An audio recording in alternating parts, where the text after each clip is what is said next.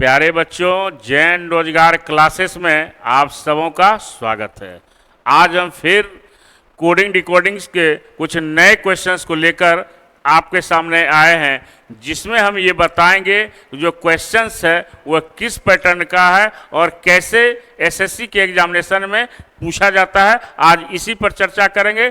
तो पहली बात यह है कि मैंने जो पहले आपका कोडिंग डिकोडिंग का जो डिस्कस किया था, उसमें हमने वर्ड बेस्ड क्वेश्चंस को बताया था, डिजिट बेस्ड बताया था। आज हम आपको कंडीशन बेस्ड और सिंबल बेस्ड क्वेश्चंस को डिस्कस करेंगे और एक क्वेश्चन एसएससी के हर एग्जामिनेशन में आपको पूछा जाएगा। तो प्यारे बच्चों, इसके कंसेप्ट को, इसके टेक्निक्स को हम लोग ध्यान में रख के क्वेश्चंस को क्या करेंगे, सॉल्व करेंगे। तो पहला जो आपका क्वेश्चंस जो होगा कि ये लिखा हुआ है कि एक निश्चित कूट भाषा में लाइफ हैप्पीली को 447 लिखा जाता है, तो आपको एवरीवन इज हियर को 8 to 4 के रूप में कूटबद्ध किया जाता है। तो बी ग्रेटफुल को 2 8 के रूप में कूटबद्ध किया जाता है। तो उसी भाषा में काउंट योर ब्लेसिंग्स को किस प्रकार कूट किया जाएगा। एक क्वेश्चन हर एक एग्जामिनेशन में आपको इस प्रकार से पूछा जाएगा। तो दो तरह से इस क्वेश्चन के कंसेप्ट को समझेंगे। पहला कंसेप्ट ये समझेंगे कि जो लेटर यहाँ पर दिया गया है वर्ड के रूप में, और यहाँ पर जो नंबर्स दिया गया है वो नंबर क्या है। तो जब गौर से देखेंगे तो नंबर ऑफ लेटर्स को भी ध्यान से देखेंगे कि नंबर ऑफ लेटर्स जो दिया गया है उसके बेस्ड पर भी क्वेश्चन हो सकता है। तो यहाँ पर लाइफ में 4 लेटर है तो 4 इंडिकेट किया है, डिकोड किया है। लाइफ में भी 4 लेटर है तो 4 से इंडिकेट किया है। हैप्पीली में 7 लेटर है तो 7 से कोड किया है। वैसे ही एवरीवन इज हियर, एवरीवन में 8 लेटर है तो 8, इज में 2 लेटर है तो 2, हियर में 4 लेटर है तो 4 के रूप में कूटबद्ध किया है। वैसे ही बी ग्रेटफुल को 2 8 के रूप में कूटबद्ध किया जाता है। तो बी में 2 लेटर है, ग्रेटफुल में 8 लेटर है। वैसे ही काउंट योर ब्लेसिंग, तो सिंपल है, बिना कलम चलाए क्वेश्चंस को कैसे सॉल्व करेंगे इसको देखना है प्यारे बच्चों। और क्वेश्चंस जब भी बनाए तो बहुत पेशेंस के साथ, बहुत केयरफुल होकर क्वेश्चंस को सॉल्व करना है।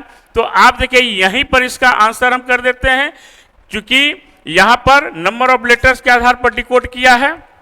यहाँ पर काउंट में आपका कितना लेटर है, 1 2 3 4 5, यानी यहाँ पर जो आपका लेटर है वो कितना है, आपका 5 लेटर है। तो यहाँ पर कितना हो गया 5, योर में 4 लेटर है आपका। अब ब्लेसिंग में कितना लेटर है, 1 2 3 4 5 6 7 8 9, यानी 5 4 9। इस क्वेश्चन का आंसर क्या हो गया, 5 4 9, यानी ऑप्शन नंबर बी। तो प्यारे बच्चों, इसको ध्यान से समझना है और एक क्वेश्चन इस प्रकार का एग्जामिनेशन में पूछा जाएगा। इसमें 2 तरह का क्वेश्चन आता है, एक कॉमन बेस्ड, यानी जो वर्ड यहाँ दिया गया सेंटेंस में उस वर्ड को देखेंगे कि अगले सेंटेंस में है या नहीं। तो कॉमन जो उस वर्ड का कोड दिया रहेगा, यहाँ भी दूसरे सेंटेंस में उस वर्ड का कोड वही दिया रहेगा। उस बेस पर हम क्वेश्चंस के आंसर को क्या करते हैं, हम निकालते हैं। तो यहाँ पर जो हम निकालेंगे वह किस बेस पर निकालेंगे, नंबर ऑफ लेटर्स के बेस पर हम क्वेश्चंस का आंसर करेंगे। क्लियर है। तो अगला क्वेश्चन फिर हम चलते हैं प्यारे बच्चों। अब यहाँ पर भी देखिए इसी तरह का क्वेश्चंस आपको दिया गया है, तो अपने से भी आप सॉल्व कर सकते हैं। कि यहाँ पर देखिए कितना लेटर दिया हुआ है, यहाँ लेटर आपका दिया हुआ है, फाइंड में 4 लेटर है, ए में 1 लेटर है और सॉल्यूशन में 8 लेटर है, लिखा हुआ है 418। यहाँ भी देखिए बी में 2 लेटर है, अटेंटिव में आपका 9 लेटर है। वैसे ही आंसर्स आर करेक्ट में 737 है। तो कह रहा है चेक द क्वेश्चंस में का कोड क्या होगा। जो चेक में कितने लेटर हैं, चेक में आपका कितना लेटर दिया हुआ है, चेक में 3 2 5 लेटर दिया गया है। तो कितना हो जाएगा 5, द में 3 लेटर है। क्वेश्चंस में 1 2 3 4 5 6 7 8 यानी 5 3 8। तो 5 3 8 में आपका कौन सा ऑप्शन है? आपका ऑप्शन नंबर बी है, यानी 5 3 8। यानी वर्ड का जब क्वेश्चंस को हम सॉल्व करेंगे वर्ड बेस्ड में या यहां पर, तो दोनों में डिफरेंट क्या है कि यहां नंबर ऑफ लेटर्स के आधार पर उसको डिकोड किया गया है। ठीक है प्यारे बच्चों, और यहां पर आपको उसी बेस पर, चूंकि सारा वर्ड जो है वो अलग अलग है, अगर कॉमन होता तो कॉमन डिकोड भी होता, लेकिन कोई वर्ड कॉमन आपका नहीं है, तो जो नंबर ऑफ लेटर्स के बेस पर काउंट करके जो डिजिट आएगा वही हमारा आंसर होगा। तो चेक में 5 लेटर है, द में 3 है, क्वेश्चन में 3 2 5 2 7 1 8 यानी 5 3 8 यानी ऑप्शन नंबर बी हो गया। ठीक है प्यारे बच्चों, तो बहुत ही आसान है, ट्रिकी क्वेश्चंस है, और एसएससी के हर एग्जामिनेशन में एक क्वेश्चंस रहेगा, वो डिजिट बेस्ड था, और यहां पर जो वर्ड है ये अब कॉमन बेस्ड हो गया, ये सेंटेंस बेस्ड है। तब देखिए क्या दिया हुआ है, तो इसको लिख के आपको बताते हैं हम। यहां पर सबसे पहले क्या देखेंगे, क्या लिखा हुआ है? यहां लिखा हुआ है मीन, मीन, फीन, फिर क्या है डिग, फिर क्या है जिग, और इसको कोड किससे किया है? Radha is an artist, Radha is an artist, और सिक, रिक, मीन, फिर डिग, फिन का कोड क्या दिया हुआ है? An artist is always open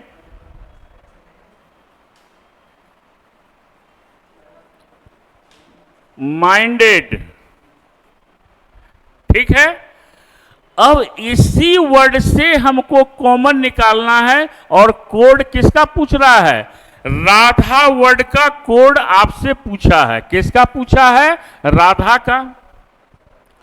अब कोड हमको किसका निकालना है? राधा वर्ड का कोड निकालना है, और इस सेंटेंस में कहीं भी राधा वर्ड का यूज नहीं किया है। तो ऐसा कौन सा कोड का वर्ड है जो केवल इसी सेंटेंस में है, इस सेंटेंस में नहीं है? इसको तो कंपेयर कर लेंगे हम। तो कंपेयर करेंगे अगर हम, तो डिग यहां पर है आपका, तो यहां पर डिग जैसे यहां भी है, डिग आपका यहां भी है। अब मीन यहां पर भी है, मीन यहां पर भी है। फिर अब देखिए फिन है, तो फिन यहां पर भी है, फिन यहां पर भी है। तो यहां पर क्या बच गया? जिग वर्ड बच गया। और यहां पर जो है आपका क्या बचा हुआ है? राधा वर्ड बचा हुआ है। तो यहां पर जो है आपका क्या होगा?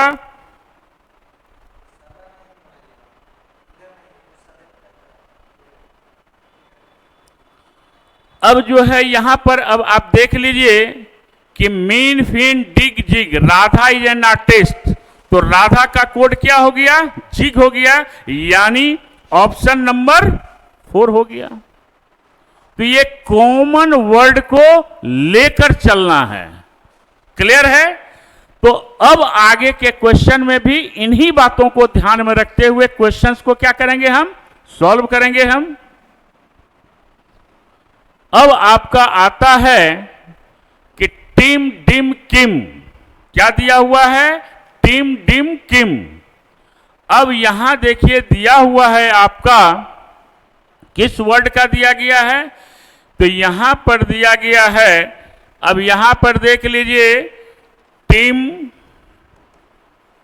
फिर क्या है? डिम, फिर क्या है? किम। और इसका कोड क्या किया है, क्या लिखा है, इसका कोड लिखा है आपका इंडिया इज बिग। अब इसका कोड जो होगा क्या लिखा है, इंडिया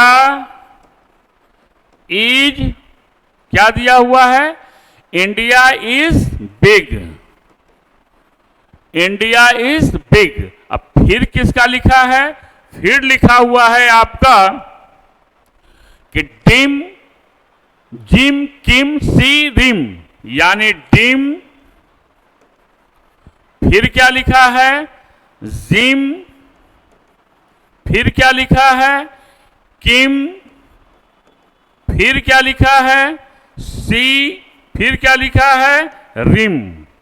अब इसका कोड क्या लिखा है, डिकोड, टाइगर इजे। अब यहां पर आपको लिखा है, क्या लिखा है, tiger, tiger is a, tiger is a big cat, big cat. Clear है प्यारे बच्चों, tiger is a big cat. अब किसका कोड निकालना है हमको, इंडिया का कोड हमको निकालना है। किसका कोड निकालना है, हमको निकालना है कोड आपको इंडिया का, यानी कोड इसका निकालना है, इंडिया का। तो सबसे पहले देखिए कि इस दोनों में कॉमन कौन कौन है, डिम कॉमन है यहां पर, फिर किम कॉमन है आपका, दोनों कॉमन है। तो यहां पर क्या बच गया आपका, यहां पर टिम बच गया और यहां पर क्या बच गया, इंडिया बच गया। यानी इंडिया का कोड क्या हो जाएगा, क्योंकि डिम भी है आपका और किम भी है आपका। गौर से देखना है, क्या देखना है कि यहां पर हमको कोड पूछा है इंडिया का, और दोनों वर्ड में कॉमन कौन है, दोनों सेंटेंस में, यहां पर डिम है आपका, यहां पर किम है। ये दो वर्ड आपका कॉमन आ गया। तो यहां पर क्या बचा, टीम, और यहां पर क्या बचा, इंडिया। यानी इंडिया का जो कोड होगा वह क्या होगा, टीम होगा। बिल्कुल आसान है प्यारे बच्चों। कहता है कि आप जब भी क्वेश्चंस को बनाएं तो इस जज्बे के साथ बनाएं, इस आत्मविश्वास के साथ बनाएं कि अगर कलम चले कहीं तो रुके नहीं, अगर कलम न चले तो दिमाग को चालू रखना है, दिमाग को तेज करके क्वेश्चंस को हम सॉल्व करेंगे तो बहुत ही आसानी से क्वेश्चन क्या हो सकता है, सॉल्व हो सकता है। तो हमेशा जैन रोजगार क्लासेस में आपका ख्याल रखते हुए आपको कंसेप्ट की ओर ध्यान ले जाकर आपको बताया जा रहा है कि कैसे हम क्वेश्चन को आसानी से बनाएंगे। कहता है कि कौन कहता है कि आसमान में सुराख नहीं हो सकता, एक पत्थर तो तबीयत से उछालो यारो।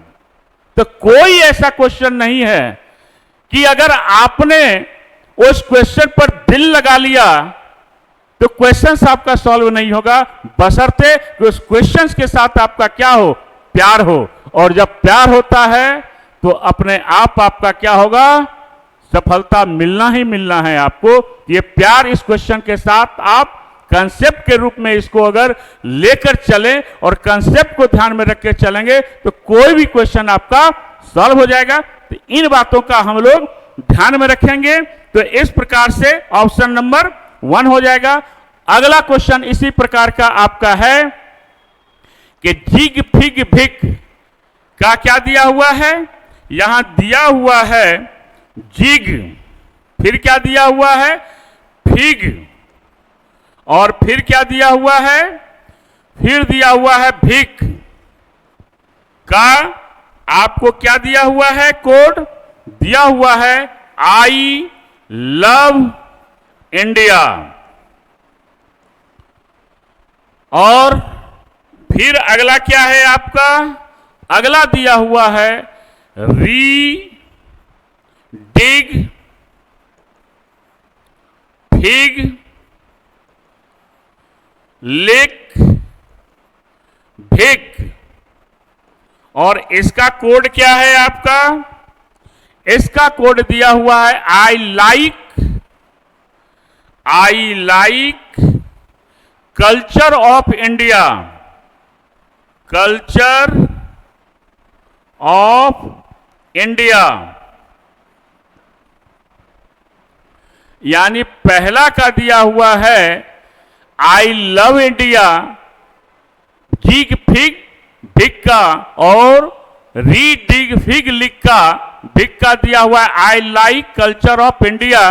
तो लव वर्ड के लिए कोड क्या होगा? तो कितना आसान है आपका। अब देखिए आप, हमको किसका कोड निकालना है? लव वर्ड का कोड निकालना है। तो लव वर्ड के लिए क्या करेंगे हम? अब फिर इस दोनों में कॉमन देखेंगे हम। तो कॉमन देखिए, तो यहां भी फिग है, यहां भी फिग है आपका, भीक यहां भी है, भीक यहां भी है। तो आपका क्या बच गया? जिग केवल यहीं पर है और इंडिया भी केवल यहीं पर है, यानी इंडिया का कोड क्या हो जाएगा? इंडिया दोनों में है। अब देखिए यहां भी इंडिया है, यहां भी इंडिया, तो हमको निकालना किसका है? लव का। तो लव बच गया यहां पर, इसका लव, तो यहां पर किसका हो जाएगा? जिग का, यानी ऑप्शन नंबर 4, यानी लव का कोड क्या हो गया? लव का कोड हो गया जिग। तो इस प्रकार से हमारा क्वेश्चंस का आंसर क्या हो जाएगा? जिग। क्लियर है प्यारे बच्चों? तो हमेशा उम्मीदों पर कायम रहें और जैन रोजगार क्लासेस हमेशा आपको नए नए टेक्निक्स, नए नए क्वेश्चंस का आंसर आपको नए नए तरीकों से बताता रहेगा और आपको बताता रहेगा कि क्वेश्चंस का जो कंसेप्ट है वो किस प्रकार से हम उसको देखेंगे और उसको सॉल्व करेंगे क्वेश्चंस को। तो ऐसे ही अगला क्वेश्चंस बहुत आसान है, जो आपका कंडीशन बेस्ड भी है, सिंबल बेस्ड में भी आता है। अब यहां दिया हुआ है कि चमकीला को अंधेरा कहा जाता है, अंधेरा को हरा कहा जाता है, लाल को उजला कहा जाता है, उजला को पीला कहा जाता है। तो खून का रंग कैसा होगा? तो आपको पता है प्यारे बच्चों कि खून का रंग जो होता है वह लाल होता है, और लाल को सबसे पहले कोड किससे किया है? लाल को सबसे पहले कोड किया है किससे? उजला से, यानी बी नंबर ऑप्शन। तो हमारा आंसर हो गया उजला। का खून का रंग कैसा होगा? लाल, और लाल को क्या कहा गया है? लाल को उजला कहा गया है। तो यही आंसर हो जाएगा उजला, यानी व्हाइट। तो याद रखेंगे प्यारे बच्चों, इसका एक कंसेप्ट है कि अगर कहा जाता है लिखा हुआ है, कहा गया लिखा हुआ है लिखा हुआ है, तो डिकोड का पहला स्टेप आंसर होगा।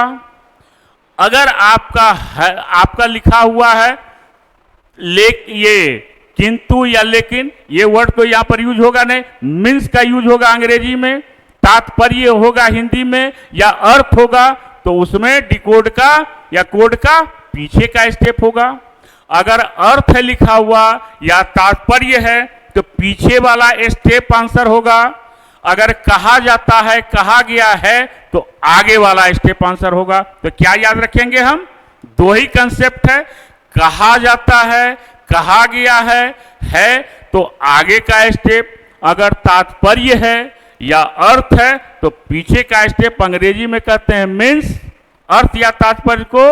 और अगर कॉल्ड है आपका CALLED, तो वो कहा जाता है और कहा गया है, तो वो क्या हो जाएगा उसमें? आगे का स्टेप। तो इस प्रकार से क्वेश्चंस को हम सॉल्व करेंगे। अगला क्वेश्चन ऐसे ही आपका देखिए, ये दिया हुआ है कि कूट भाषा में, अब ये सिंबल बेस्ड का क्वेश्चन है, तो इसको बनाने का सबसे सरल तरीका ये है कि हम यहां पर वर्ड को लिखे हम ब्रदर, और ब्रदर को क्या करेंगे? हमारा क्या है दिया हुआ? हमारा दिया हुआ है आपका सबका अलग अलग सिंबल दिया गया है। क्या दिया गया है इसमें? आपको दिया गया है ब्रदर का, ये डॉलर दिया गया है, परसेंटेज दिया गया है, 5 दिया गया है, 3 दिया गया है, हैश दिया गया है, 4 दिया गया है, परसेंटेज दिया गया है। अब वर्ड है आपका किसका? ड्रीम का। ठीक है, तो ड्रीम का क्या दिया गया है यहां पर आपका? अब ड्रीम का जो दिया गया है वो ये है DREAM। अब इसका जो कोड दिया गया है, इसमें क्या दिया गया है, इसको देखेंगे हम। तो ड्रीम का जो कोड है आपका, वह दिया हुआ है 9 है, परसेंटेज है, 4 है, 7 है और स्टार है। अब हमको कोड किसका निकालना है, थ्रेड वर्ड का निकालना है। तो यहां पर क्या हो जाएगा, THREAD। अब इसका कोड क्या होगा, तो इसका कोड बहुत आसानी से देख सकते हैं। क्या देख सकते हैं हम, कि जैसे दिया हुआ है टी का कोड क्या है, 3 है। एच का कोड क्या है, हैच है, बिल्कुल आसान है। आर का कोड क्या है, परसेंटेज है। ई का कोड क्या है, 4 है। ए का कोड क्या है, ए यहां पर है, 7 है। डी का कोड क्या होगा, डी का कोड 9 है, यानी 3 हैथ परसेंटेज 4 7 9, 3 हैथ परसेंटेज 4 7 9, यानी ऑप्शन नंबर बी हो जाएगा। कितना आसान है। तो ऐसे अगर क्वेश्चंस को सॉल्व करेंगे तो हमारे लिए क्या हो जाएगा, ये बिल्कुल आसान हो जाएगा और गलतियां होने की संभावना बिल्कुल भी नहीं रहेगी। अगला क्वेश्चन हम लोग चलें। अगला क्वेश्चन जो है वो इसी प्रकार का क्वेश्चन है। क्या है इसमें, अब यहां पर दिया हुआ है मेड वर्ड दिया गया है, मेड है। मेड का कोड क्या किया गया है, मेड का कोड दिया गया है $, परसेंटेज प्लस और हैच। फिर किसका है, आपका सम का है। अब सम का कोड क्या दिया गया है, सम का कोड जो होगा वह क्या है, के है।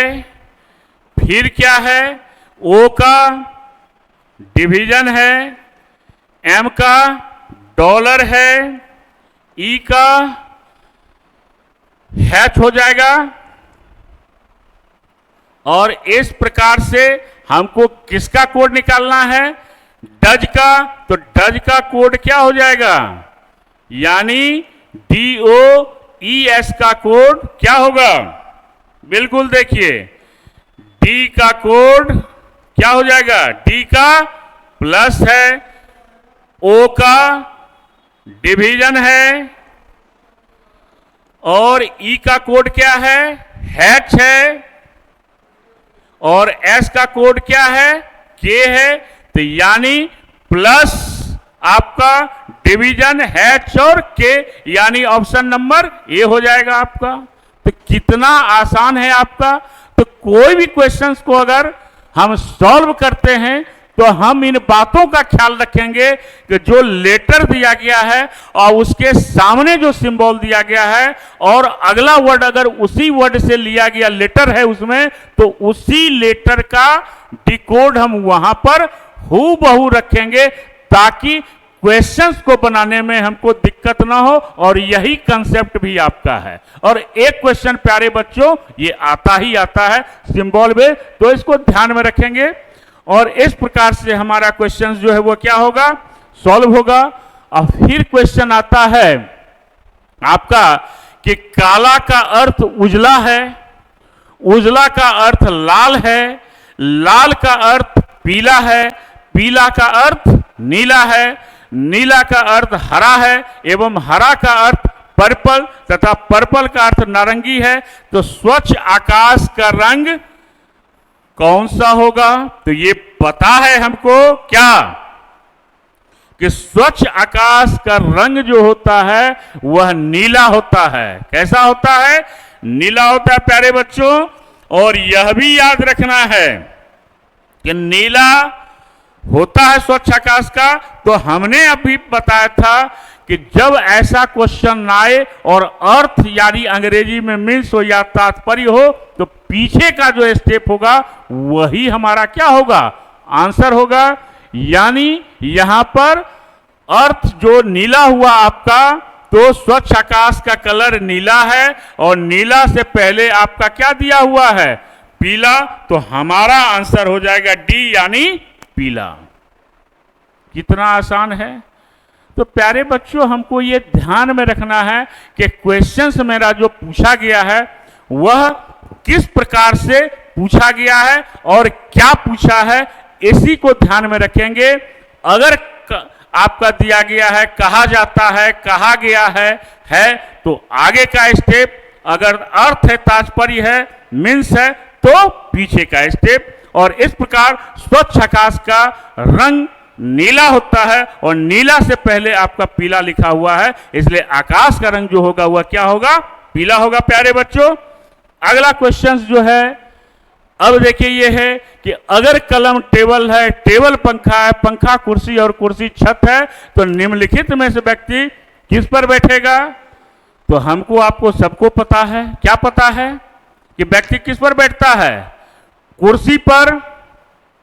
और कुर्सी को जो है वह आपको किससे कोड किया गया है, कुर्सी को छत से कोड किया गया है लगा हुआ है। आगे का स्टेप, तो यानी कुर्सी का क्या हो गया, छत हो गया, यानी छत को अंग्रेजी में कहते हैं रूफ, यानी ऑप्शन नंबर सी।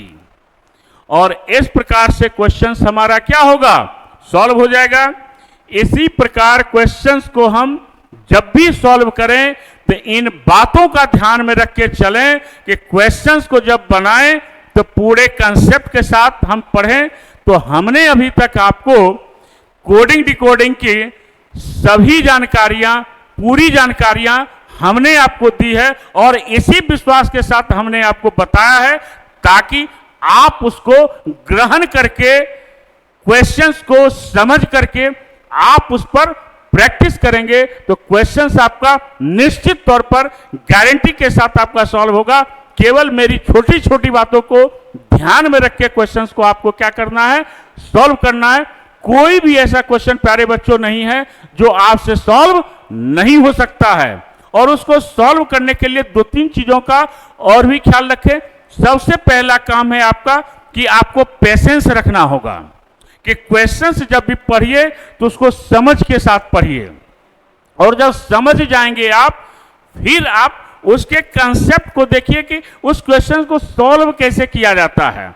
ये बातों को ध्यान में रखना है और उसके बाद जब आप सॉल्व करेंगे तो कभी गलतियां आपकी नहीं होंगी। और एग्जाम का जो क्वेश्चन होता है और उसमें का जो प्रेशर होता है वो अत्यधिक होता है। तो अगर आपका प्रैक्टिस पहले से किया हुआ है और पूरा चैप्टर्स आपका पढ़ा हुआ है, पूरी रीजनिंग अगर आपकी पढ़ी हुई है, तो कभी भी आपके मन में दबाव आ ही नहीं सकता है।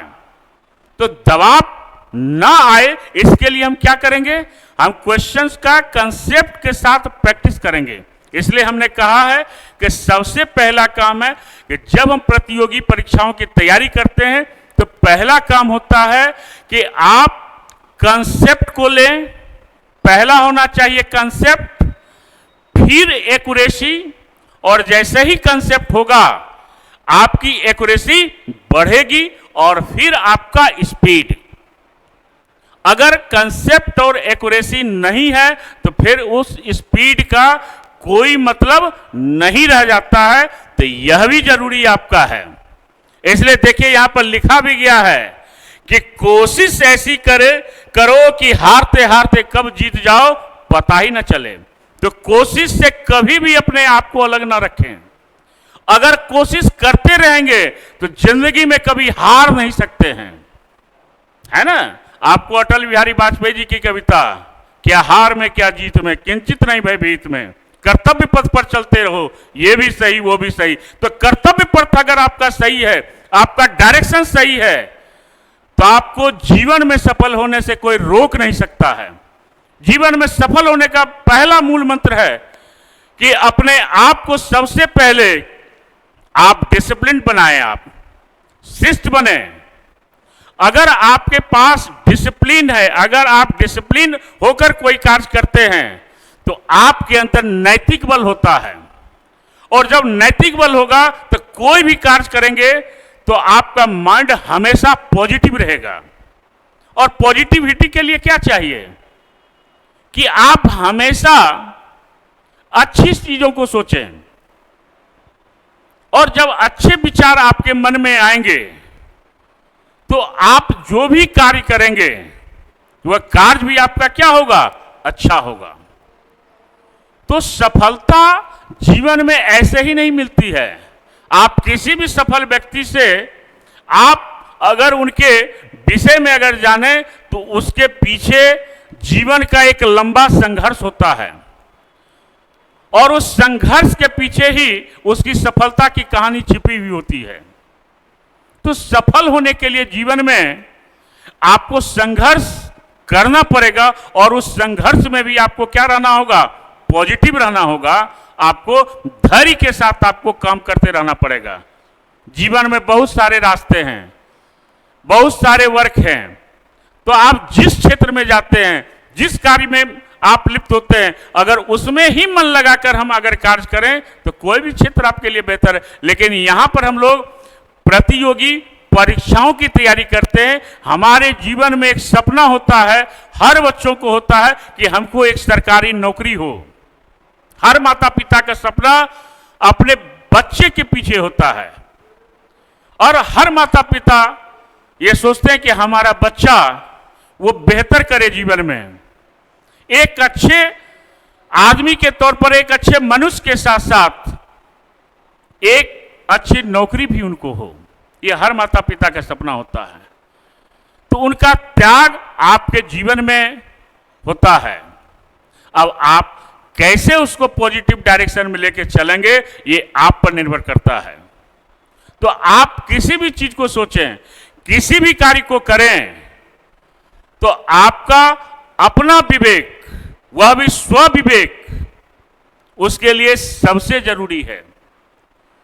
जब जीवन में आप कोई कार्य करते हैं तो आपके मन में क्या आता है, हमको सफलता मिले, और उसके लिए क्या करते हैं आप, रणनीति को तय करते हैं, और फिर उस रणनीति पर क्या करते हैं, अपने आप को ढालने का प्रयास करते हैं, तब आपको जाकर सफलता मिलती है। कोई व्यक्ति जीवन में, हमने तो देखा अपने लंबे अपने कैरियर में, आपको टीचिंग कैरियर में आज 27-28 साल पढ़ाते हुए हो गया, बहुत सारे बच्चे आए, और हम लोगों ने तो ऑफलाइन में ज़्यादा क्लासेस लिया है, ऑनलाइन तो अभी हमने शुरू किया है जैन रोजगार के साथ। तो हमने यही अनुभव किया है कि हर तरह के बच्चे हैं, और वो सबसे बड़ा क्या होता है कि जो बच्चे आते हैं हम लोगों के पास काउंसलिंग के लिए भी, तो यह सोच के आते हैं कि जा रहे हैं, नौकरी हो जाए, तैयारी करेंगे। आप जिस दिन जिस संस्थान में अगर आप जाते हैं एडमिशन लेने के लिए, वहीं से आपकी शुरुआत हो जाती है जिंदगी की। और ये हमेशा याद रखें, अभी का जो 6 महीना और साल भर जो हम लोगों के साथ समय है, या जैन रोजगार क्लासेस में जो आपका साथ है हम लोगों के साथ, ये अगले 60 साल के कैरियर को डिसाइड करता है। ये 60 साल का भविष्य आपका तय जो है यहीं पर हो जाएगा कि आपको सोचना है कि हमको अपने जीवन में कैसे आगे बढ़ना है, और कैसे अपने माता पिता का सपना पूरा करना है। ये सपना जो होता है माता पिता का, वो आशीर्वाद से भरा हुआ होता है। वो इतना आशीर्वाद देते हैं कि उनके बच्चे अगर उसको एक अच्छी सोच के साथ चले तो वह कभी भी असफल अपने जिंदगी में नहीं हो सकता है। जिंदगी में सफल होने के लिए 3 जनों का बहुत ही योगदान होता है, माता पिता और गुरु। अगर ये 3 आपको जीवन में मिल जाएं, मार्गदर्शन देने वाले, तो इससे बड़ा जीवन तो कुछ हो ही नहीं सकता है। इससे बड़ा तो गाइड आपके जीवन में कोई है ही नहीं। तो आप अपने आप को हमेशा पॉजिटिव रखें, हमेशा बेहतर सोचें, हमेशा आगे बढ़ने का प्रयास करें, तो आप निश्चित तौर पर बेहतर करेंगे। और इसी को ध्यान में रखकर हम तैयारी को शुरू करेंगे। तो आज हमने आपको कोडिंग डिकोडिंग, क्योंकि पहला चैप्टर है, और हम जब पढ़ाई शुरू करते हैं या करवाते हैं तो वह यहीं से शुरू करते हैं। और एक बात जो सबसे इंपॉर्टेंट है रीजनिंग के साथ, कि रीजनिंग बहुत सारे बच्चे क्या करते हैं, कहीं से कोई चैप्टर्स को पढ़ना शुरू कर देते हैं, तो ये गलतियां आप नहीं करेंगे।